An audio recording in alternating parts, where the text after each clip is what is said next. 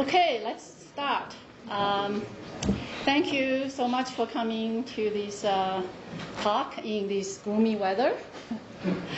And I promise it's not going to be too long, and hopefully we'll generate a lot of interesting discussions. And I'm looking forward to your suggestions and feedback on this study. So as most of you know, my name is Jia Shi. I'm a science teaching fellow working in MCDB. It's been 4 years that I'm here. Hopefully I have at least 1 more year to be here. So my title is Bringing to Light Students Thinking About Experimental Design and the Role of Controls. One of the major MCDB learning goals is the ability for students to understand and evaluate experiment designs, because understanding the design is the essential component in the scientific research process. Understanding the design will help us to better understand, interpret experimental results. So in biology research, I think it's kind of specific to the biological research. Controlled experiments are performed routinely. So you may wonder, if you're not in the biology field, what are the controls and what are the types of controls that are often used in an experiment? So typically there are 2 types of controls, positive and negative controls. So positive controls are mainly to ensure a given procedure results in an expected effect. So to make sure the procedure is working right. And a negative control is used to check the experiment outcomes that can be contributed to the variable being tested. So that's just a definition. You may wonder, what does this exactly mean? So I'm going to give you a simple, understandable example that you can use that to apply to our real biological experiments. So, for example, a gardener really wants to know, remove the aphids from his squash plants. So the county agent indicates spray will work the best. And the gardener wants to test his hypothesis. He got a new powder product. He wants to test if the powder works the same or better than the spray. And then usually in our experiment setting, we ask the students to indicate which one is a positive control, negative control, or experimental group, or something is unnecessary for that particular experiment. And then for each choice, also provide a short explanations. So not only students have to identify the controls, they have to explain what's the purpose of this particular control. So that's kind of the very similar control activity the students did throughout the semester.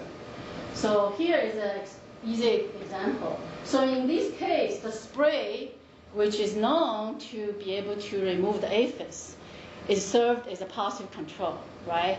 But imagine in the real biological experimental system, they don't just hand you a spray to test, okay? So you have to kind of create the spray.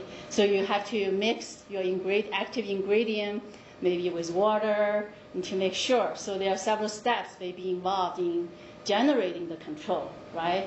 So that's the procedure involved. Generating the control needs to be controlled. And then the water that's mixed with the spray, but except it does not have the active ingredient, is used as a negative control. So that's expected to result no effect on the system, right? So that's why it's called a negative control.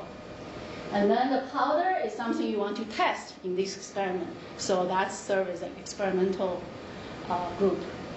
And reading a book about removing aphids is unnecessary for this particular experiment, right? So I hope by providing this simple scenario, you have idea about what is it like, what are we trying to teach students in this kind of setting.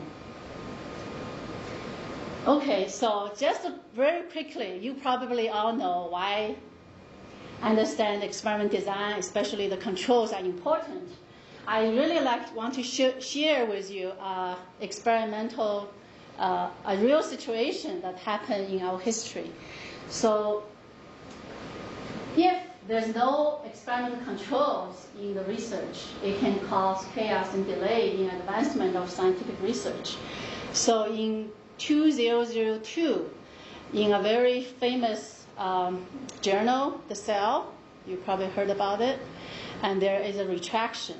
2 or 3 years later, there's a retraction about this article that's published in Cell in 2002. Why? One of the PIs, Gary Straw, at the University of British Columbia, he and his postdoc conducted this research. So what happened?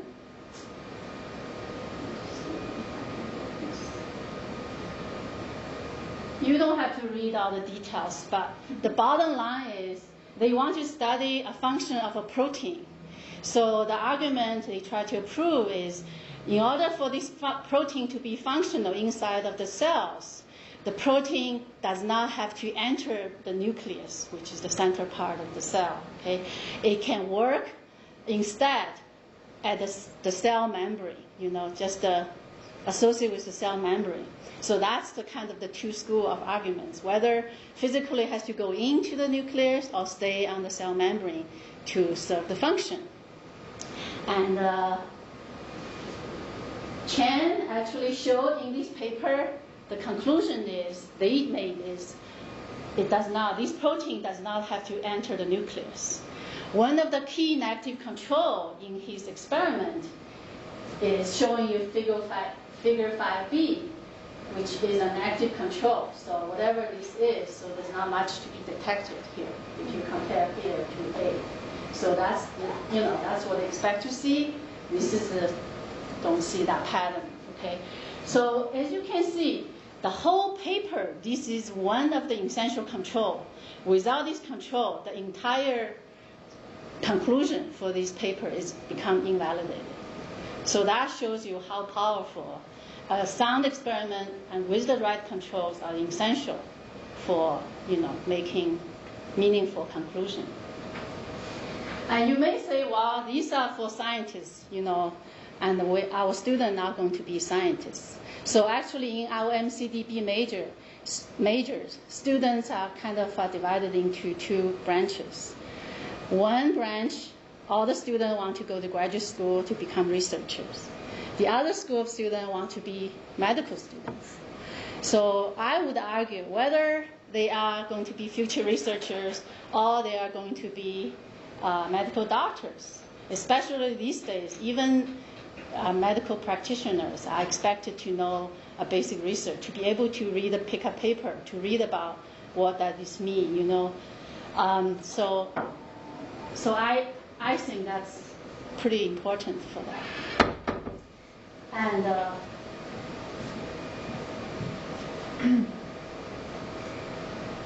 and I would argue, even students are not in these two fields, either a medical doctor or researchers, even as citizens, it will be informative really to understand how things work.